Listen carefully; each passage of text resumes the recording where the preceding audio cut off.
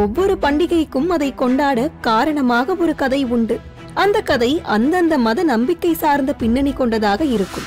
ஆனால் தீபாவளிக்கு ஒரு கதை அல்ல, பல கதைகள் உண்டு.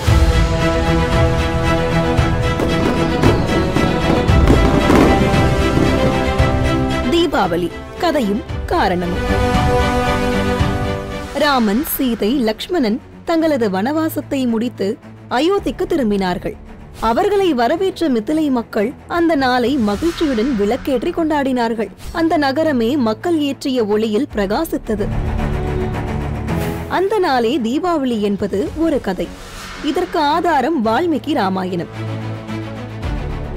பவுமன் என்ற இயற்பெயர் கொண்ட நரகாசுரனை திருமால் அழிக்க முடிவு செய்தார். திருமால் ஏன் அந்த முடிவுக்கு வந்தார்? அவன் தேவர்களுக்கு பல்வேறு துன்பங்களை கொடுத்து வந்ததாக தேவர்கள் மகாவிஷ்ணுவிடம் முறையிட்டார்கள். தேவர்கள் என்பவர்கள் தேவலோகத்தில் வாழ்பவர்கள். அவர்களின் தலைவன் தேவேந்திரன். அந்த தேவர்களை காக்கவே திருமால் நரகாசுரனை கொல்ல முடிவு செய்தார். அவனுடைய தாய் பூமாதேவி. அவன் தன் தாயை தவிர வேறு யாராலும் கொல்லப்படக்கூடாது என பிரம்மாவிடம் வரம் பெற்றிருந்தான். இதனால் அவனை கொல்வதில் திருமாலுக்கு சிக்கலை தந்தது. ஆகவே மகாவிஷ்ணு தந்திரம் செய்து அவனை வீழ்த்த திட்டமிட்டார். நரகாசுரனுடன் போரை துவக்கினார். அவன் திருமால் என்கிற மகாவிஷ்ணு மீது அம்பை ஏதினான். அந்த அம்பு பட்டவுடன் அவர் மயக்கமடைவது போல் நடித்தார். தன் கணவன் மயக்கமடைந்து சாய்ந்ததை பார்த்த மகாவிஷ்ணுவின் மனைவி சத்யபாமா கோபமடைந்து நரகாசுரனை போருக்கு அழைத்தார். இதில் சூட்சமம் என்னவென்றால், சத்யபாமா தான் போன ஜென்மத்தில் பூமாதேவி. அதை சத்யபாமாவும் உணர்ந்திருக்கவில்லை, நரகாசுரனும் அறிந்திருக்கவில்லை. அதை அறிந்தவர் சாட்சாத் திருமால் மட்டுமே. தன் தாய் எய்திய அம்பு தாக்கப்பட்டதால் சரிந்தான் நரகாசுரன்.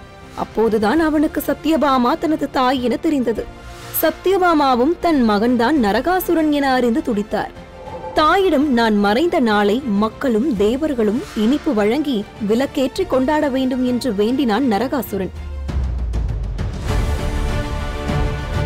சத்யபாமா மகாவிஷ்ணுவுடன் இணைந்து அவனுக்கு அப்படியே ஆகட்டும் என வரம் கொடுத்தார்கள். இப்படித்தான் நரகாசுரன் மறைந்த நாள் தீபாவளி பண்டிகையாக கொண்டாடப்படுகிறது. இது கிருஷ்ணலீலை புராணம் சொல்லும் கதை. நரகாசுரனின் தந்தை யார் தெரியுமா? திருமால் தான். எப்போதும் திருமால் தேவர்களுக்காக அசுரர்களை அழித்துக் கொண்டே இருப்பார். அப்படித்தான் ஒருமுறை இரணியாட்சன் என்கிற அசுரன் பூமியை, அதாவது பூமாதேவியை பாயாக சுருட்டி கடலுக்கடியில் ஒளித்து வைத்து விட்டான். பூமாதேவியை மீட்க திருமால் பன்றி உருவில் வராக அவதாரம் எடுத்து பூமியை துளைத்து இரணியாட்சன் என்ற அசுரனை அழிக்க சென்றார். அப்போது அவரின் தொடுதலால் பூமாதேவிக்கு பிறந்தவன் அசுரனான நரகாசுரன் எனவும் அதே கிருஷ்ணலீலை புராணம் சொல்கிறது. தீபாவளி சமணர்களின் பண்டிகை. மகாவீரர் பாவாபுரி நகரத்தில் அரசனின் அரண்மனையில் தங்கியிருந்த போது அங்குள்ள மக்களுக்கு இரவு முழுவதும் அறவுரை வழங்கினார். அவரின் சொற்பொழிவு விடியற் காலையில் முடிவடைந்தது. இதனால் மக்கள் தங்கள் வீடுகளுக்கு செல்லாமல் ஆங்காங்கே உறங்கிவிட்டனர். மகாவீரரும் தனது இருக்கையிலேயே வீடு பெயரடைந்திருந்தார். பொழுது விடிந்ததும் விழித்து பார்த்த மக்கள் மகாவீரர் வீடு பெயரடைந்திருந்ததை உணர்ந்தனர். தகவல் அரசனுக்கு தெரிவிக்கப்பட்டது. அந்த அரசன் மற்ற அரசர்களோடு யோசனை செய்து உலகத்திற்கு ஞான ஒளியாக திகழ்ந்த மகாவீரரை மக்கள் நினைவு கூர்ந்து வழிபடும் பொருட்டு அந்த நாளில் வீடுதோறும் விளக்குகளை ஏற்றி வைத்து விழா கொண்டாடும்படி செய்தான்.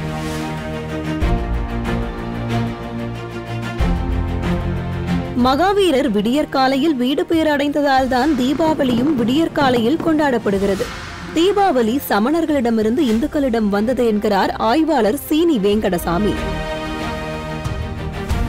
தீபாவளி குறித்து இப்படி பல கதைகள் சொல்லப்பட்டாலும் இன்று தீபாவளி உலக புகழ் பெற்ற பண்டிகையாக கொண்டாடப்படுகிறது. சிங்கப்பூர், மலேசியா, அமெரிக்கா போன்ற நாடுகள் தீபாவளிக்கு விடுமுறை அளித்து வாழ்த்தும் சொல்லும் அளவிற்கு செல்வாக்கும் பெற்ற இந்துக்களின் பண்டிகையாக அறியப்படுகிறது.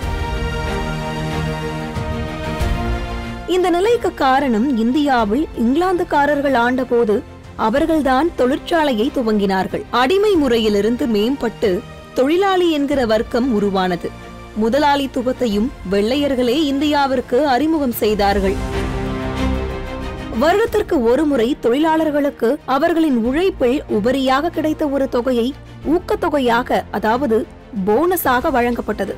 பின்னாட்களில் தீபாவளி பண்டிகையை ஒட்டி தந்ததால் தீபாவளிக்கு பொருளாதார பின்னணி ஏற்பட்டது. அந்த பின்னணியே தீபாவளிக்கு செல்வாக்கை ஏற்படுத்தியது. தொழிலாளர்களின் போனஸை குறிவைத்தே நகைகள், ஆடைகள், புதிய பொருட்கள் என பல நிறுவனங்கள் தங்கள் விளம்பரங்களின் வழியாக ஒரு மாதத்திற்கு முன்பிருந்தே தீபாவளியை கொண்டாட மக்களை தயார் செய்ய ஆரம்பித்தார்கள். தொழிற்சாலைகள் வளர வளர தீபாவளி சந்தை ஆண்டுக்கு ஆண்டு விரிவடைந்தது. விளம்பரங்கள் பொருட்களை வாங்கியே ஆக வேண்டும் என மக்களை கட்டாயப்படுத்தியது. நகரங்களில் மட்டும் இருந்த தீபாவளி கிராமங்களிலும் செல்வாக்கு பெற்றது. உலகம் முழுக்க ஆங்கில புத்தாண்டும் இப்படித்தான் சந்தைப்படுத்தப்பட்டது.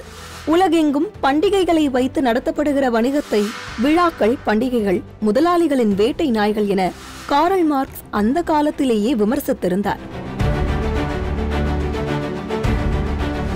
தீபாவளி பிரம்மாண்டமாக கொண்டாடப்படுவதால் குழந்தைகள் முதல் பெரியவர்கள் வரை குதூகலிக்கிற பண்டிகையாக விரும்பப்படுகிறது. ஆனால் சில நேரங்களில் வசதியானவர்களுக்கு கொண்டாட்டமும் வறுமையில் உள்ளவர்களுக்கு திண்டாட்டமுமாகவும் மாறிவிடுகிறது. கடன் வாங்கி கொண்டாட வேண்டிய கட்டாயத்திற்கு தள்ளப்படுகிறவர்கள் அந்த சுமையை ஆண்டு முழுவதும் சுமக்கிறார்கள். பட்டாசு வெடிப்பதன் மூலமாக ஏற்படுகிற ஒளி மாசும் காற்று மாசும் தீபாவளியைப் போலவே பிரம்மாண்டமாக இருக்கிறது என்பதையும் மறுக்க முடியாது. ஒரு நாளில் அதிகமான இனிப்பு உட்பட பல பலகாரங்களை உண்பதால் தீபாவளிக்கு பிறகு பல உடல் உபாதைகளுக்கு உள்ளாவதையும் பார்க்க முடிகிறது என தீபாவளியை விமர்சிக்கிற பகுத்தறிவாளர்கள் அதற்கு எதிராக பட்டியலிடவும் செய்கிறார்கள். தீபாவளி கொண்டாட்டத்திற்கு பல கதைகள், சரி தவறு என பட்டிமன்றங்கள் நடந்து கொண்டிருந்தாலும் இன்றைய நிலையில் இந்துக்களையும் தாண்டி பிற மதத்தினரும் கொண்டாடும் பண்டிகையாக மாறியிருக்கிறது. புது பொருட்கள் முதல் புது சினிமா வரை தீபாவளியை கொண்டாட அழைக்கிறது. உங்களின் தீபாவளி ராக்கெட் குடிசைகளை கொளுத்தாமலும், தீபாவளி புகை குழந்தைகள் முதியவர்களின் மூச்சை முட்டாமலும், பட்டாசு நெருப்பு உங்கள் கைகளை சுடாமலும், வெடி சத்தத்தின் பேரிடி காதுகளை துளைக்காமலும் தீபாவளியை கொண்டாடி தாண்ட வேண்டியது உங்களின் பொறுப்பு. அதைவிட வீதியில் ஒரு நாளில் டன் கணக்கில் குவியும் பட்டாசு குப்பைகளை அப்புறப்படுத்தும் பெரிய சுமையை துப்புரவு தொழிலாளர்கள் மீது சுமத்தாமல் வெடித்தவர்களை அப்புறப்படுத்துவதுதான் மனிதாபிமானம், நாகரிகம்.